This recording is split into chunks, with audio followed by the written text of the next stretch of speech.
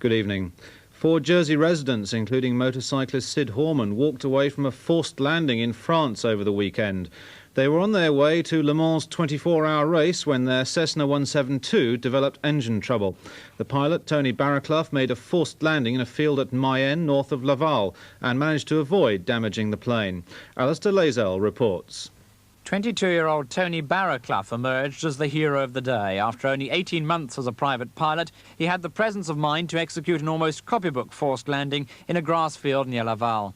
All idea of reaching Le Mans went out of the window whilst Tony concentrated on getting down in one piece. The field, estimated at less than 500 feet, was only just long enough. This was all that was left when the Cessna finally came to a halt. It was one of those one-in-a-million incidents. Well, I had about two minutes or so to find a field. And then, of course, when I was making the approach into the field, over the forest, what I hadn't seen before was that there was a telegraph wire. We managed to just clear that, make our entrance into the field with full flap selected, and we, in fact, went through the electric fence that was there to keep the cattle out. And when we finally came to a halt, we all sort of got out of the aircraft. And when I went over to the farmhouse that was just across the road, the French people that were there having their lunch said that they saw me coming into land. They got up to have a look and sat back down to continue eating. And the reason for this was that they thought that I knew what I was doing and that I'd done it before. So, quite honestly, I think we're lucky to have got away, with what we did. An engineer from Jersey has inspected the damage to the engine, and when a spare part arrives from the UK, he'll fly down to fit it. Then they're hoping to get the aircraft out the way it came in, and Tony Barraclough will put it down to experience, which might stand him in good stead. The pilot and a student flyer of a Jersey Aero Club plane escaped unhurt this morning when it made an emergency landing in a field after overshooting the end of the runway. Marcel Lemasson reports. The aircraft, a small training Cessna, came to rest about a quarter of a mile from the main airport runway, but slightly at a lower level. Within minutes, the emergency services were on the scene, but luckily both pilot and student flyer Sarah Hicks were unhurt. Thanks. Engineers began to examine the plane to discover the fault, as airport officials worked out a scheme to remove it from the field. Officials were full of praise for the way the plane had touched down without damage, due to the skill of pilot instructor Tony Barraclough, who explained what caused the forced landing. Well, we were, in fact, doing some practice forced landings overhead the field to cater for things similar to this. And we had done one successfully, and we're just on the process of completing the second.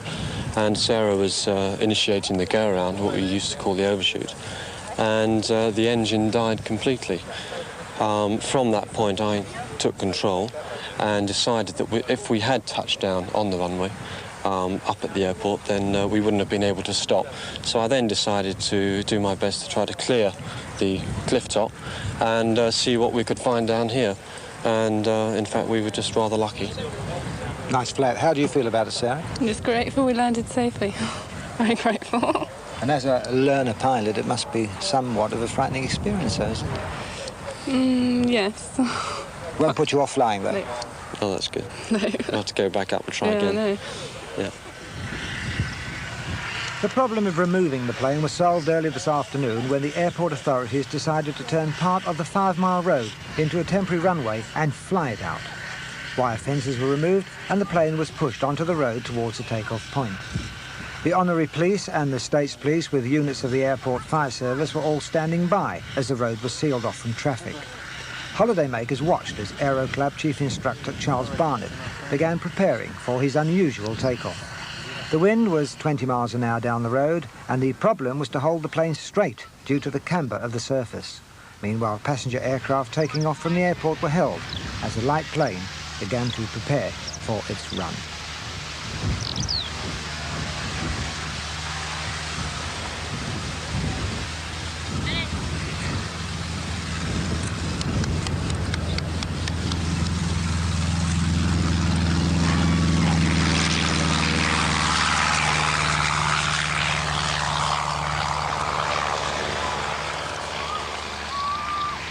Later, Instructor Barnett said the fault in the plane was minor and soon rectified.